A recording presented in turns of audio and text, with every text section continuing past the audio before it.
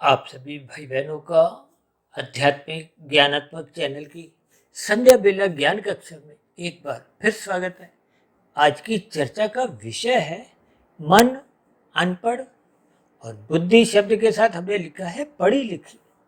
देखिए, शब्द ये भावार्थ रूप में ऐसे भूले जाते हैं क्योंकि मन को हमने देखिए रंगीन रंग से दर्शाया है, क्योंकि मन विषय भोगों में जल्दी असक्त होता है, या यूं को कि मन अनादिकाल से प्रकृति के, माया के, संसार के जो 5 भोग्य विषय हैं उनमें असत्य है। इसलिए तो शास्त्र कहते हैं मन ही बंधन का कारण है। और ये बंधन तब तक बना रहता है जब तक मन के ऊपर जो बुद्धि तत्व है, यानी कि बुद्धि इसको अपने नियंत्रण में नहीं लेती। यानी जैसे बॉस को कर्मचारी का अपने नियंत्रण में रखना है। देखिए, बुद्धि तो पढ़ी लिखी है, बुद्धि को सही गलत की पहचान है, लेकिन इस बुद्धि का हम इस्तेमाल राजसिक तामसिक स्थितियों में करते हैं। हालांकि आज तो हमने देखिए बुद्धि शब्द को एक सफेद रंग से दर्शाया, यानी कि ये एक सात्विक स्थिति है, जबकि अनपढ़ शब्द को हमने काले रंग से दर्शाया और मन को हमने एक रंगीन रंग से दर्शाया। यानी कि रंगीन रंग का अभिप्राय क्या है? ये राजसी स्थिति है मन की, जबकि अनपढ़ की स्थिति ये एक तामसी स्थिति है, अज्ञानता की स्थिति है।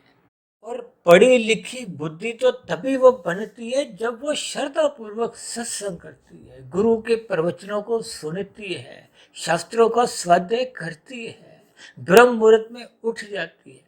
देखिए, सतोगुण तो ज्ञान का प्रतीक है, और ब्रह्म मुहूर्त उस सतोगुण की 3 अवस्थाओं में एक शुद्धतम स्थिति है।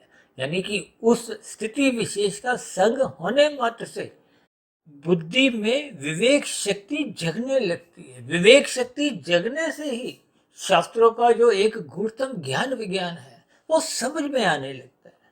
देखिए, एक साधारण बुद्धि होती है, एक साधारण बुद्धि देखिए भौतिक स्थितियों को समझने के लिए काफी होती है, लेकिन आध्यात्मिक स्थितियां क्योंकि बहुत ही सूक्ष्म स्तर पर होती है, भले ही इन आध्यात्मिक स्थितियों का जब ज्ञान विज्ञान समझ में आ जाता है तो ये बहुत ही सरल स्थितियां दिखती हैं, लेकिन अन्यथा जब तक ये शास्त्रों का ज्ञान विज्ञान समझ नहीं आता क्रमबद्ध तरीके से, क्योंकि प्रकृति के 3 गुणों के ज्ञान विज्ञान को स्वयं भगवान श्री कृष्ण जी ने गीता में एक गूढ़तम ज्ञान से संबोधित किया है।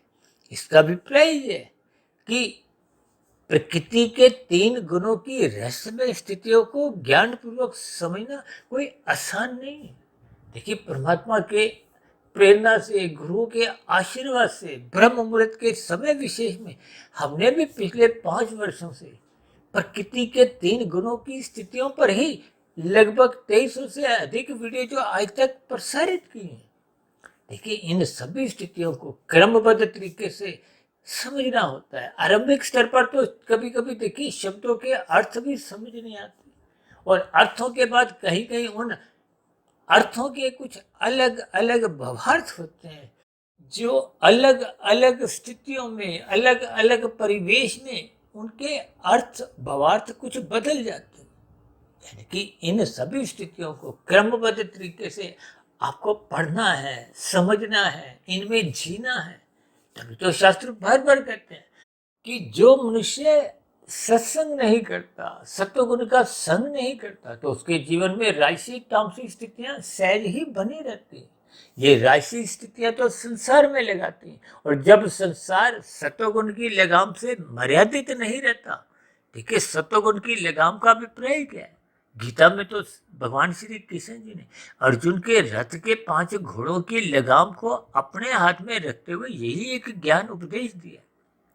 लेकिन जब तक हम रजोगुण को, संसार को, विषय भोगों को सत्वगुण की लगाम से मर्यादित नहीं रखते, धर्मानुसार नहीं रखते, देखिए धर्म, अर्थ, काम, मोक्ष, ये 4 पुरुषार्थ है।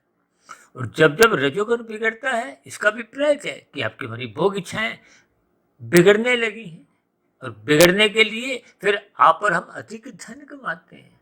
अधिक धन कमाते कमाते हम अनीतिगत कार्य कब करने लगते हैं, मनुष्य को इसका बोध नहीं होता।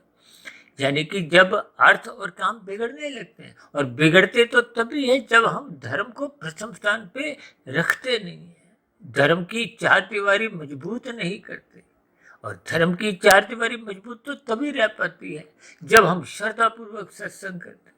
उस श्रद्धापूर्वक किए गए सत्संग का फिर हम चिंतन मनन करते हैं, शोध की स्थितियों में गहराई में जाते हैं, तभी तो आपके हमारे कारण शरीर में शुभ संस्कार बनते हैं। जब तक कारण शरीर में शुभ संस्कार बन नहीं जाते, देखिए जब तक कारण शरीर में प्रकाशित स्थितियां अपना प्रभाव नहीं दिखाती, तो जो पहले के विकार हैं, बुरे संस्कार हैं, राजसी तामसी स्थितियां, उनका साम्राज्य बना रहता है, उनका दबदबा बना रहता है, जिसके फलस्वरूप मन बुद्धि में बुरे बुरे फुरने आते रहते हैं। ये बुरे बुरे फुरने फिर मन बुद्धि को धक्का देते हैं। ज्ञानेन्द्रियों द्वारा हम भोग विषयों में लिप्त रहते हैं, कर्मेंद्रियों द्वारा हम नए नए कर्म करते हुए पाप कर्म करने से भी हिचकते नहीं। देखिए इस ज्ञान विज्ञान को बहुत ही कर्मबद्ध तरीके से गंभीरता पूर्वक समझना चाहिए। इसीलिए तो आज हमने बार बार कहा है, ये मन तो अनपढ़ है, यहाँ अनपढ़ होने का अभिप्राय उसको सतोगुण का ज्ञान नहीं है। इसलिए हम सभी भाई बहनों को इस मन के ऊपर जो बुद्धि तत्व है, उस बुद्धि को हमें पढ़ी लिखी बनाए रखना है। यहाँ पढ़ी लिखी का अभिप्राय देखिए उस भौतिक शिक्षा से नहीं है, इस पढ़ी लिखी का अभिप्राय आध्यात्मिक ज्ञान से ओतप्रोत रखना है, जो कि बिना सत्संग किए संभव ही नहीं है। सत्संग निरंतर करना होता है, और वो भी श्रद्धापूर्वक मन लगा के फिर उस किए गए सत्संग का मनन चिंतन शोध करते रहना है। शोध करने वाला ही इन अध्यात्म की स्थितियों को गहरे तल पे समझता है, उनके भावार्थ समझता है कि शास्त्र आपके हमारे जीवन में क्या सकारात्मक बदलाव देखना चाहते हैं। क्योंकि मनुष्य जोनि तो देखिए कर्म जोनि के साथ साथ साधना जोनि का एक अवसर है। और साधना का अभिप्राय क्या है कि हम कार्य शरीर में जैसे जैसे शुभ संस्कार बना देते हैं, तो फिर वो योग की स्थितियां आरंभ होती हैं। कर्म योग, ज्ञान योग, भक्ति योग, ये योग की स्थितियां बना लेना ही आपके हमारे जीवन की शुद्ध कमाई है। इसलिए हम सभी भाई बहनों को मन को नियंत्रित करने के लिए, क्योंकि मन ही बंधन का कारण है, मन ही मोक्ष का कारण है।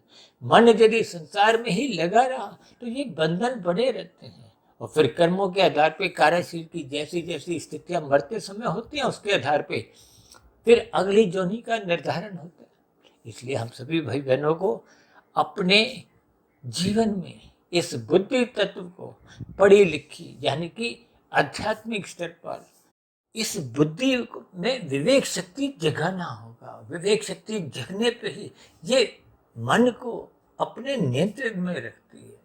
मन नियंत्रण में रहने का मतलब आपका हमारा जीवन व्यवस्थित रहता है, अनुशासित रहता है, संतुलित रहता है, जिसके फलस्वरूप मन बुद्धि के अधीन बना रहता है, जिसके फलस्वरूप ये जो विषय भोगों की आवारागर्दी स्थूल शरीर के स्तर पर होती थी, वो होना बंद हो जाती है।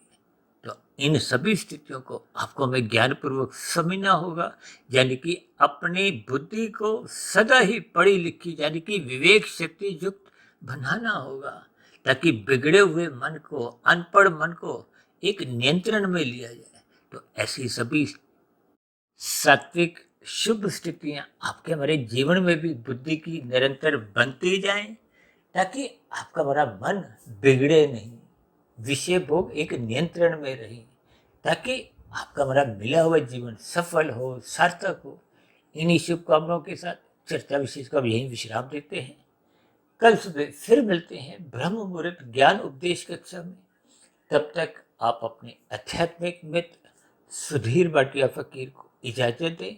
फिर भी वीडियो संबंधित आपके मन में कोई प्रश्न उठ रहा हो, कोई मेरी कही गई बातें आपको आधी अधूरी लगती हो, मेरी कही गई बातों पर यदि आपकी कोई किसी प्रकार की आपत्ति भी हो, तो आपके प्रश्नों का, सुझावों का और शिकायतों का नीचे दी गई कमेंट्स बॉक्स पर या प्रश्नोत्तर ज्ञान कक्षा में सदा ही स्वागत है।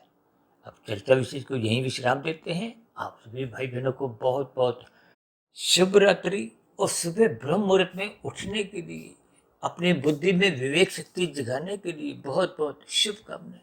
और चर्चा विशेष को ध्यानपूर्वक सुनने के लिए आप सभी भाई बहनों का भी बहुत बहुत धन्यवाद।